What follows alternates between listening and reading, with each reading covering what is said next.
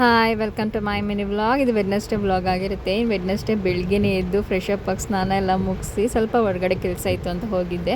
ಅದಾದಮೇಲಿಂದ ಮನೆಗೆ ಬಂದು ನನ್ನ ಮಗನೆಲ್ಲ ಕಲಿಸ್ಕೊಟ್ಟಾದ್ಮೇಲೆ ನಾನು ಫುಲ್ ಮೆಸ್ಸಪ್ ಮಾಡ್ಕೊಂಡಿದ್ದೆ. ಸ್ವಲ್ಪ ಮ್ಯಾರೇಜ್ಗೆ ಪ್ರಿಪ್ರೇಷನ್ಸ್ಗೆ ಅಂತ ಎಲ್ಲ ಬ್ಯಾಂಗಲ್ಸ್ ಎಲ್ಲ ಅರೇಂಜ್ ಮಾಡ್ಕೊಂಡು ಇಟ್ಕೊಳ್ಳೋಣ ಅಂತ ಇಟ್ಕೊಂಡೆ. ಅದಾದಮೇಲಿಂದ ನನ್ನ ಹಸ್ಬೆಂಡು ಊಟಕ್ಕೆ ಬರ್ತೀವಿ ಅಂತ ಹೇಳಿದರು. ಸೊ ಪಲಾವ್ ಮಾಡಿಬಿಟ್ಟು ಮೊಸರು ಬಜ್ಜಿ ಮಾಡಿರು ಅಂತ ಹೇಳಿದರು. ಸೊ ಪಲಾವ್ ಮತ್ತು ಗ್ರೇವಿ ಮಾಡಿ ಮೊಸರು ಬಜ್ಜಿ ಮಾಡಿ ಕೊಟ್ಟೆ.